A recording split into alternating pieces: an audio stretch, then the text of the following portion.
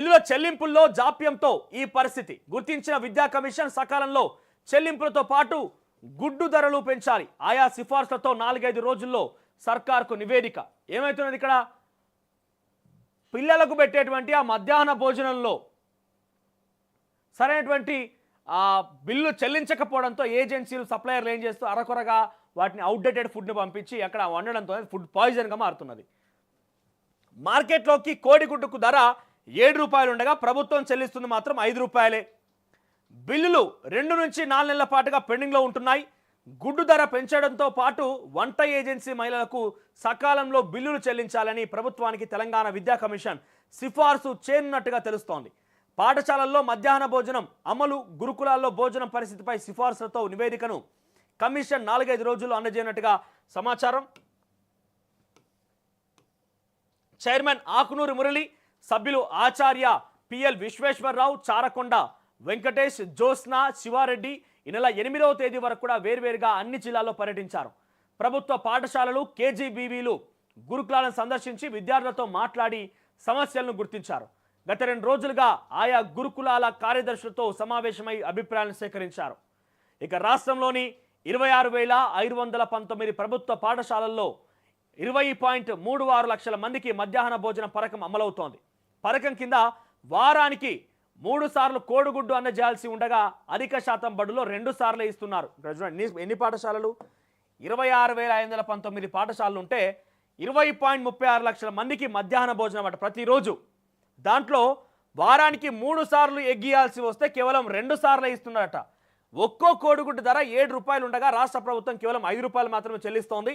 ప్రతి నెల వంట చేసి భోజనం పెట్టినందుకు ఏజెన్సీ మహిళలకు డిసెంబర్ 1 నుంచి 5వ తరగతి విద్యార్థులకి 6.19 రూపాయల చొప్పున, 6 నుంచి 10వ తరగతి విద్యార్థులకి 9.29 చొప్పున చెల్లిస్తున్నారు.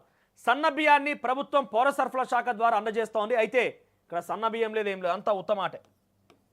నేను క్షేత్రస్థాయిలో ఆల్రెడీ మాగునూరు మన ఘటన పోయి చూసినా కాబట్టి ప్రత్యక్షంగా ఆ అన్నం కూడా తిన్నా కాబట్టి చెప్తున్నా. అది రీసైకిల్డ్ బియ్యం, అది ఏమాత్రం కూడా సన్న బియ్యం కాదు.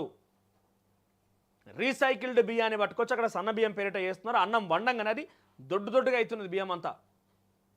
దాన్ని సన్న బియ్యం అని మనం ఇంకోసారి చెప్పకండి. ఇక సన్న బియ్యం ఎట్టి పరిస్థితుల్లో కాదు, అది ప్రభుత్వ పౌర సరఫరా శాఖ ద్వారా అందజేస్తోంది. అయితే వంట ఏజెన్సీ మహిళలకు బిల్లులు నెలల పాటు ఆలస్యమవుతున్నాయి. వారు అత్యంత పేద కుటుంబాలకు చెందినవారు. ఎవరు ఇక్కడ ఏజెన్సీ వంట వండేటువంటి మహిళలందరూ కూడా చాలా పేదవాళ్ళంతా కూడా వాళ్ళు ఊర్లలో చిన్న పనులు చేసుకుంటూ లేదంటే ఇక్కడ స్కూల్లో పని చేసుకుంటూ బతికేటువంటి కుటుంబాలు అవన్నీ కూడా పెద్దగా ఏదో వాళ్ళు ఉండేవాళ్ళు కాదు. సో అటువంటి వాళ్ళు ఏం చేస్తారు, సకాలంలో బిల్లులు అందకపోవడంతో అప్పుపై వంట సరుకులు తెస్తుర్రు. వాళ్ళకి నెలకోసారి అట్లా బిల్లులు వస్తాయి. 4 నెలల నుంచి పెండింగ్ ఉన్నాయట. ఇప్పుడు గతంలో కూడా అనేక సార్లు పెండింగ్ ఉన్నాయట. ఈ పెండింగ్ ఉన్నప్పుడు ఏమవుతుంది, అప్పులు చేసి వాటి వంట వాళ్ళు పట్టుకొస్తారు. అప్పులు చేసినాక మంచి హైజీన్ ఫుడ్ పట్టుకున్నారు కదా, వాళ్ళు అప్పు చేసి పట్టుకొచ్చే దగ్గర కొంత వాళ్ళ దగ్గర, లేకుంటే ఈ గుడ్డు సప్లై చేసిన దగ్గర కానీ, లేకపోతే ఇంకో దగ్గర ఎక్కడైనా కూడా కొంత అరకొరగానే కూరగాయల విషయానికి వద్దాం మనం. కూరగాయల విషయానికి దగ్గర రెగ్యులర్ తీసుకొస్తున్నాం అంటే ఎప్పుడో ఒకసారి నెలకోసారి డబ్బులు చెల్లిస్తా అంటే ఆయన ఇస్తాడు కావచ్చు, కానీ మంచిగా ఇస్తాడా నీకు? వాడిపోయినాయో లేకపోతే చిన్న పుచ్చులు పట్టినాయో అవే దొరుకుతాయి. సో అటువంటివి తీసుకొచ్చి అన్నీ అప్పుడు పాయిజన్గా మారుతున్నాయి అవన్నీ కూడా. సకాలంలో బిల్లు అందకపోవడంతో అప్పుపై వంట సరుకులు తెస్తున్నారు. వీరికి ఇచ్చే మొత్తాన్ని కొంత పెంచి సకాలంలో ఇవ్వాలి. ఫస్ట్ ఒకటి అది సిఫారసు చేస్తున్నట్టు విద్యా కమిషన్. ఇక మధ్యాహ్న భోజనం వంటపై పర్యవేక్షణ ఉండటం లేదు. కొన్ని చోట్ల వంట గదులు లేవు, ఉన్న చోట అనుకూలంగా లేవు. ఎక్కువ చోట్ల బడి ప్రాంగణంలో ఏదో ఒక చోట వండుతున్నారు. పరిశుభ్రత కూడా లోపిస్తోంది, పరిశుభ్రం లేదట. ఇక వంట ఏజెన్సీ మహిళలకి 1 నుంచి 8 తరగతులకు సరుకులు కోడిగుడ్లు, 9-10 తరగతులకు సరుకులు కోడిగుడ్లు అని 4 పద్దుల పేరిట బిల్లులు వస్తున్నాయి. అన్నీ ఒకేసారి రావడం లేదు. ఎప్పుడు ఏవి వస్తున్నాయో తెలియని పరిస్థితి నెలకొంది. 1 నుంచి 8 తరగతుల వరకు అయ్యే వంట ఖర్చులో 60% కేంద్ర ప్రభుత్వం ఇస్తుంది. 9-10 తరగతులకు రాష్ట్ర ప్రభుత్వమే 100% భరిస్తుంది. అందుకే రకరకాల పద్దుల ద్వారా బిల్లులు ఇస్తున్నారు. విద్యార్థులకు డైనింగ్ హాలు లేవు. బడి ప్రాంగణంలో దుమ్ము ధూళితో కింద కూర్చొని తింటున్నారు. గురుకుల విద్యార్థులకు 40% డైట్ ఛార్జీలు పెంచారు. దాంతో చాలా వాటిలో భోజనం సంతృప్తికరంగానే ఉంది. కాకపోతే విద్యార్థులకు సరిపడా మౌలిక వసతులు లేవని చెప్పి విద్యా కమిషన్ ఒక నివేదికకు వచ్చిందంటే ఈ నివేదిక త్వరలో రాష్ట్ర ప్రభుత్వం ముందు ఉంచబోతుందంట. ఇక పెండింగ్లో బిల్లులు వంట ఏజెన్సీ మహిళలకు బిల్లు పెద్ద ఎత్తున పెండింగ్లో ఉంటున్నాయి. 2023-24 విద్యా సంవత్సరంలో చివరి 3 నెలలకు సంబంధించి నవంబర్ 25 నాటికి 116 కోట్లు చెల్లించాల్సి ఉంది. ఎంత? 2023-24 విద్యా సంవత్సరానికి చివరి 3 నెలలకు సంబంధించి నవంబర్ 25 నాటికి 116 కోట్ల రూపాయలు చెల్లించాల్సి ఉన్నదట వంట ఏజెన్సీలకే. ఇక వాళ్ళు ఎడ తిప్పలు పడతారు, 116 కోట్లు ఎడ తీసుకొస్తారు? వాళ్ళు అప్పులు చేసి అరకొరగా పట్టుకొచ్చి విద్యార్థుల ప్రాణమానాలకి వాళ్ళు ఇబ్బంది అవుతుంది. ఇది కథ మెయిన్ కారణం. అయితే మంగళవారం రోజు 59 కోట్లు విడుదల చేసినట్టుగా పాఠశాల విద్యాశాఖ సంచాలకుడు నరసింహారెడ్డి తెలిపారు.